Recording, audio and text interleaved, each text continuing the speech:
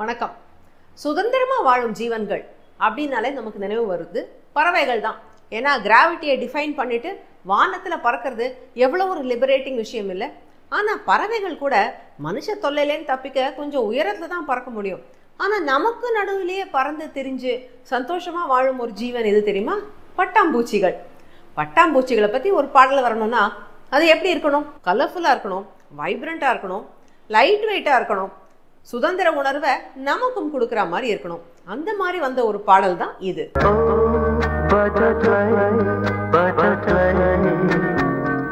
பட்டர்ஃப்ளையை பற்றி பாடல் பாடும்போது நாமளே பட்டர்ஃப்ளையா மாறின உணர்வை நமக்கு இந்த பாடல் எப்படி தந்தது, ராஜா சார் அதில் என்னென்ன செய்திருக்கிறார் அப்படிங்கிறத பற்றி இந்த பதிவில் பார்க்குறோம்.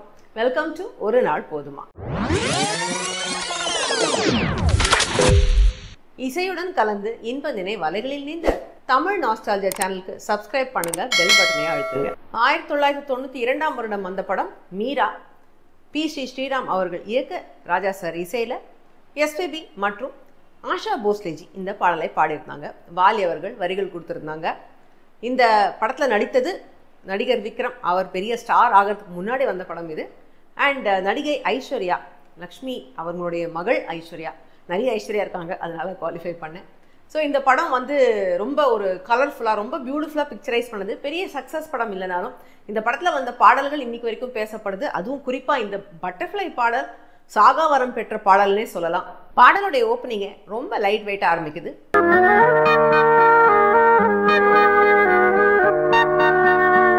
ஃப்ளூட் இசையோட புல்லாங்குழல் அப்படிங்கிறது எப்பவுமே ரொம்ப ஒரு ஏரியா இருக்கக்கூடிய இல்லையா, விண்ட் இன்ஸ்ட்ருமெண்ட் அது. அதுவும் இந்த பாடலில் யூஸ் பண்ணியிருக்க ஃப்ளூட் வந்து பேஸ் ஃப்ளூட், லாங்காக இருக்கும். இந்த சின்ன ஃப்ளூட் இருக்கு இல்லையா, கண்ணன் கையில் இருக்குமே, அந்த குட்டி ஃப்ளூட்டு, அது வந்து அதோடைய நாதம் ரொம்ப ஸ்வீட்டாக ஷார்ப்பாக இருக்கும். ஃப்ளூட்டோடைய லென்த்து ஏற ஏற அதில் காற்று நிறைய இருக்கும் இல்லையா, ஐ மீன் லாங்கர் காலம்ங்கிறதுனால அது வந்து ஏரியா இருக்கும். ஸோ இதில் அந்த பேஸ் ஃப்ளூட்டு தான் வாசிச்சிருக்காங்க. அது ரொம்ப லைட் வெயிட்டாக ஏரியா ஒரு சவுண்டு கொடுக்கும். இது எப்படி இருக்கும் அப்படிங்கிறத ராஜா சாரோடைய ஒரு மேடை நிகழ்ச்சிகளில் இந்த பாடலில் வந்து அருண்மொழி அவர் வாசிச்சிருக்காரு. எப்படி இருக்குன்னு பாருங்க.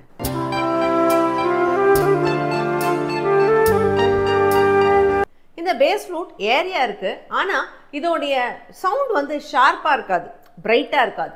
ஸோ இந்த இடத்துல பிரைட்னஸ் கூட்டுறதுக்கு, ஏன்னா பட்டர்ஃப்ளைனா கலர்ஃபுல்லாக இருக்கணுமே, பிரைட்டாகவும் இருக்கணும் இல்லையா பாடல், அதுக்கு தான் நடுநடுவில் பியானோ கீபோர்ட் ஸ்ட்ரோக்ஸ் கொடுத்துருக்காரு. இது ரெண்டும் கலந்து வரும்போது ரொம்ப பிரைட்டாக இருக்கும் இந்த ஓப்பனிங்.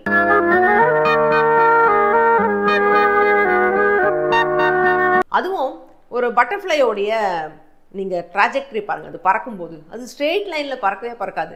இப்படி போகும், அப்புறம் டக்குன்னு இப்படி திரும்பும், அப்புறம் டக்குன்னு இப்படி போகும், அப்புறம் மேலே போகும், கீழே வரும். அது எங்கே போகிறது நம்மளால் கணிக்கவே முடியாது.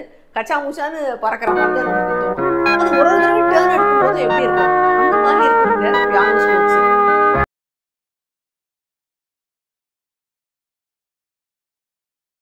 ஏன்னா இப்போ நான் சொன்னது சரின்னு தோணுதா? அந்த கீபோர்ட் ஸ்ட்ரோக் ஒன்று ஒன்றும் அந்த பட்டர்ஃப்ளையோடைய சடன் டேர்ன்ஸை குறிக்கிற மாதிரி இருக்குல்ல. ஸோ பாட்டோடைய ஓப்பனிங்லேயே அந்த பட்டர்ஃப்ளையோட ஃபீல் நமக்கு கிடச்சி போச்சு. ஏரியா லைட்டாக கலர்ஃபுல்லாக அதோடைய மூமெண்ட்டும் எல்லாமே நமக்கு கேப்சர் பண்ணி கொடுத்துட்டாரு ராஜா சார். இதுக்கப்புறம் தான் இந்த பாட்டில் எஸ்பிபி அவர்கள் என்ட்ரி ஆறார். அவர் என்னங்க சொல்கிறது, எந்த பாட்டை கொடுத்தாலும் சிக்ஸர் அடிக்கக்கூடியவர். இந்த மாதிரி ஒரு பாட்டு கொடுத்தா அவர் எப்படி பாடியிருப்பார்னு நினச்சி பாருங்கள். அவ்வளோ பியூட்டிஃபுல்லாக பாடியிருப்பார் இந்த பாடலை. அவரை மாதிரி ஒரு பாடகர் இருந்தால் இசையமைப்பாளர்களுக்கு பாதி வேலை முடிஞ்சு போச்சு. ரொம்ப ஈஸி தான். ராஜா சார் அந்த விதத்தில் ரொம்ப கொடுத்து வைத்தவர். ஏன்னா அவரும் இவரும் இணைந்து எவ்வளோ பாடல்கள் கொடுத்துருக்காங்க, பியூட்டிஃபுல் சாங்ஸ் எல்லாமே. அதில் one of the most beautiful song இதை சொல்லலாம். அவ்வளோ அழகாக இந்த பாடலில் பாடியிருக்கார் எஸ்பிபி அவர்கள். இந்த பாடல் அவர் வந்து அந்த ஹீரோக்காக பாடுறார் இல்லையா, ஹீரோ வந்து ஹீரோயினை தூரத்துலேருந்து ரசிக்கிறான், ஒரு அட்மைரர். ஸோ அந்த அட்மிரேஷன் வந்து எஸ்பிபி அவர்கள் குரலில் இந்த பாடல் பூரா மெயின்டைன் பண்ணியிருப்பாரு. இந்த இடத்த கேளுங்களேன்.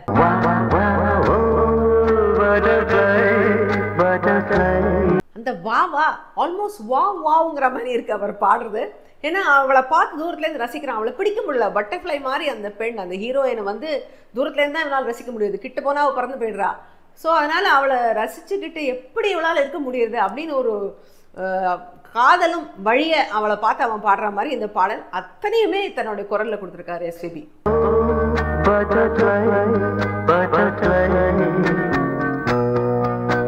அதுவும் ஓப்பனிங்கில் எஸ்பிபி அவர்கள் பாடும்போது பின்னாடி அந்த பியானோ ஸ்ட்ரோக்ஸ் முதல்ல வருதே, அது வந்து தொடர்ந்து வந்துக்கிட்டே இருக்கும்.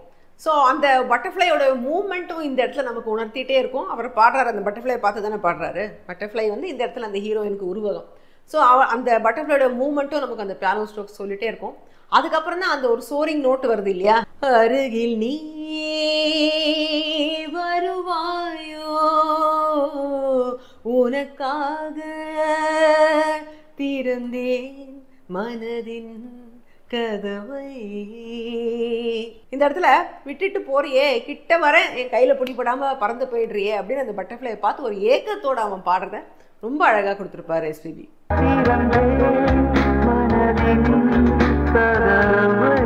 எஸ்பிபி சார் அந்த பட்டர்ஃப்ளையை பார்த்து அட்மையர் பண்ணி பாடுறாருன்னா, ஆஷாஜி அந்த பட்டர்ஃப்ளையாவே மாறி இருப்பாங்க. அவங்களுடைய குரலுடைய டெக்ஸ்சர் ரொம்ப அலாதியானது. ஒரு பாடகருக்கு திறமைங்கிறது அவங்கள வளர்த்துக்கிறது, ஆனால் குரல் அது கடவுள் கொடுத்தது இல்லையா. ஸோ எந்த பாடகரை எந்த பாடலுக்கு யூஸ் பண்ணணும் அப்படின்னு செலக்ட் பண்ணுறதே ஒரு இசையமைப்பாளரோட தனித்திறமை. அந்த வகையில் இந்த பாடலுக்கு ஆஷாஜியோடைய தேர்வு, குரல் தேர்வு ரொம்பவே ஒரு பர்ஃபெக்ட் சாய்ஸ்ன்னு சொல்லணும்.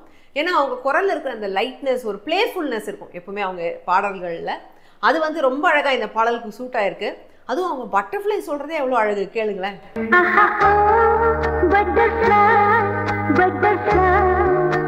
ஃபர்ஸ்ட் இன்டர்லூட்ல ஸ்ட்ரிங் செக்ஷன் யூஸ் பண்ணியிருக்காரு ராஜா சார்.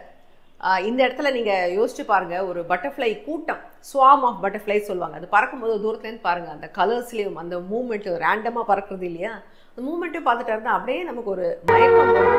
அந்த மயக்கத்தை சொல்கிற மாதிரி இருக்கு ஸ்ட்ரிங் செக்ஷன் வாசிப்பு.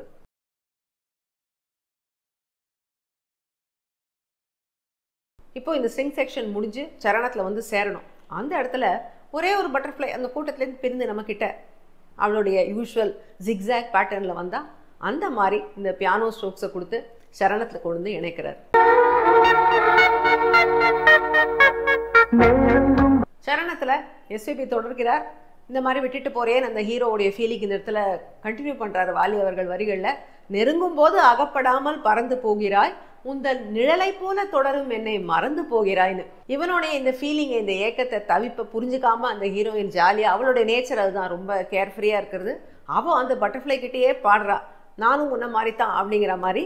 ஆஹா உனக்கு யாரும் தடையும் இங்கு விதிப்பதில்லையே, ஆஹா எனக்கும் கூட அடிமை கோலம் பிடிப்பதில்லையே. இந்த ரெண்டு பேரும் பாடுற விதத்துலையும் நிறைய வித்தியாசம் இருக்கு. நீங்க கவனிச்சீங்கன்னா தெரியும். அவர் பாடும்போது பறந்து போகிறாய் அப்படின்னு இறக்கி பாடுவாரு, இவங்க பாடும்போது மேலேயே மெயின்டைன் பண்ணுவாங்க. ஏன்னா இது பட்டர்ஃப்ளை, இது மேல பறக்குது. அடுத்த லைன்ல எஸ்பிபி அந்த ஏக்கத்தை கொட்டுறாரு பாருங்க, உன்னை நான் சந்தித்தேன் உன்னையே சிந்தித்தேன்ல. எஸ்பெஷலி அந்த உன்னையில கேளுங்க, எவ்வளோ ஏக்கம்.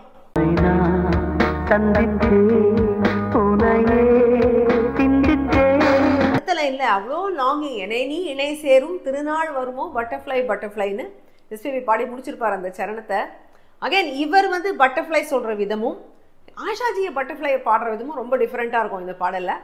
இவர் வந்து அந்த பட்டர்ஃப்ளை எனக்கு வேணும் அப்படிங்கிற அந்த ஒரு அட்மைரேஷன் ப்ளஸ் எனக்கு தேவை அப்படிங்கிற ஒரு லாங்கிங்கில் பாடுறாரு. அவங்க வந்து பட்டர்ஃப்ளையோட கொஞ்சம் பாடுறாங்கங்கிறதும் இவங்களுடைய அந்த வே தே ப்ரொனவுன்ஸ் த பட்டர்ஃப்ளைன்னு நம்ம பார்க்க முடியும். செகண்ட் இன்டர்லூடில் வந்து பியானோ தான் வரும். ஸோ இந்த பட்டர்ஃப்ளையோடைய மூமெண்ட்ஸ் அகேன். அண்ட் இந்த இடத்துல பிசி ஸ்ரீராம் அவருடைய கேமரா ஒர்க்ஸோட ரொம்ப அழகாக இந்த பாடலை கேப்சர் பண்ணியிருப்பார். இந்த பட்டர்ஃப்ளை ஆகட்டும், அந்த ஒரு நைட் எஃபெக்டில் இந்த பாடலை ஷூட் பண்ண விதம் ரொம்பவே அழகாக இருக்குது.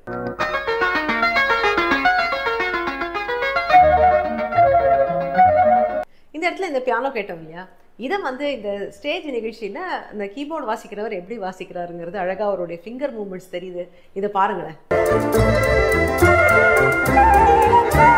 அவருடைய விரல் நடனம் ஆடுறதே அந்த பட்டர்ஃப்ளையோடைய மூமெண்ட் மாதிரி இருக்குது. இப்படி எப்படி அப்படி எப்படி அவர் போகிறது, அந்த கை அசைகிற விதமே ஒரு பட்டர்ஃப்ளை பறக்கிற உணர்வே எனக்கு கொடுக்குது. இது பார்த்தபோது நான் யோசித்தேன், எப்படி இந்த மனுஷன் இதெல்லாம் விஷுவலைஸ் பண்ணார். ராஜா சாருக்கு வந்து இந்த மாதிரி ஒரு பாட்டு பட்டர்ஃப்ளை வச்சு நான் பாட்டு போட போகிறேன்னு சொன்னாரோ மோஸ்ட்லி தான். ஆனால் அவர் வந்து அது மனசில் அது எப்படி விரிஞ்சு, ஏன்னா அவர் வந்து போட்டு பார்த்து இது பண்ணி பார்த்துட்டு நோட்ஸ் எழுதுறோம் இல்லையே, டியூன் முதல்ல போட்டுட்டாங்க. அதுக்கப்புறம் அந்த ஆர்கஸ்ட்ரேஷன் பண்ணும்போது அந்த ஒரு பட்டர்ஃப்ளையோடைய மூமெண்ட்ஸை முழுக்காக கொண்டு வரணுங்கிறது அவர் மனசில் அந்த பட்டர்ஃப்ளை எல்லாம் கற்பனை பண்ணி அது அப்படி வந்திருக்குமா எப்படின்னு தெரியல. அவருடைய அந்த க்ரியேட்டிவ் ப்ராசஸ் எப்படின்னு நமக்கு புரியறது இல்லை. பட் ரொம்பவே ஒரு பிரமிப்பாக இருக்குது இதை யோசிச்சா. எப்படி வந்து ஒரு இசையின் மூலமாக அந்த காட்சியை நம்ம கண் முன்னாடி கொண்டு நிறுத்திருக்காரு அப்படின்னு பார்க்கும்போது ரொம்பவே ஒரு அதிசயமான ஒரு பாடலாக தான் இதை நான் பார்க்குறேன். 2ஆம் சரணத்தை அந்த பெண் தொடங்குறா. ஆஷாஜி வந்து ஒரு கவலை இல்லாத ஒரு கேர்ஃப்ரீ டோன்ல இந்த பாடலை ஆரம்பிக்கிறாங்க சரணத்தை.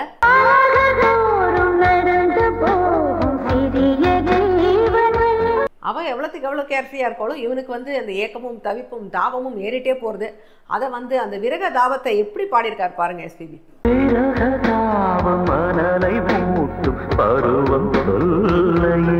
பாடல் முடிகிற டைம்ல அந்த பல்லவி வரிகள் பாடும்போது கவுண்டர் பாயிண்ட் அவர் ஸ்ட்ரிங்ஸ் கொடுத்துருக்காரு பாருங்க. அவ்வளோ பியூட்டிஃபுல் இந்த இடம். என்ன ஒரு பியூட்டிஃபுல் காம்பினேஷன் ஆஃப் இசை, வரிகள், குரல்கள் மற்றும் காட்சியமைப்பு பாருங்க. இந்த பாடல்ல ஒரு highest level of artistic expression இந்த பாடல்னு சொல்லலாம். யூஸ்வலாக ஆர்ட்டில் வந்து பர்ஃபெக்ஷன் அப்படிங்கிறது ரொம்ப எல்யூசிவ் கிடைக்காது. பட் இந்த பாடல் ஒரு ஆல்மோஸ்ட் பர்ஃபெக்ட் ஆர்டிஸ்டிக் எக்ஸ்பிரஷனே நான் சொல்லுவேன். 100% எல்லாருமே இந்த பாடலை கொடுத்ததுனால தான் இத்தனை அழகாக ஒரு பாடல் நமக்கு கிடைச்சிருக்கு. இந்த பாடலை நான் காலேஜ் டேஸில் வந்து மேடையில் பாடியிருக்கேன். ஆர்கெஸ்ட்ராவோட ஒரு பெரிய நிகழ்ச்சியில் பாடி கைத்தட்டல் வாங்கினது எனக்கு ரொம்ப நல்லா ஞாபகம் இருக்குது. அன்றைக்கி நான் ஒரு பட்டர்ஃப்ளை போலவே உணர்ந்தேன். I felt very colourful and light.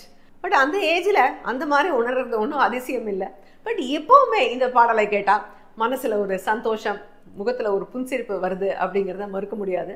இதே போல் உங்களுக்கு எந்த பாடலை கேட்டால் இந்த மாதிரி ஒரு லைட் ஹார்ட்டட் ஃபீலிங் வரும் அப்படிங்கிறத பற்றி கமெண்ட்டில் எழுதுங்க. நான் உங்களை மறுபடியும் இன்னொரு எபிசோட ஒரு நாள் போதுமால சந்திக்கிறேன். ஏன்னா இசையை பற்றி பேச ஒரு நாள் போதுமா? Until then, stay safe, take care. This is Priya signing off. Bye-bye. Oh, butterfly, butterfly.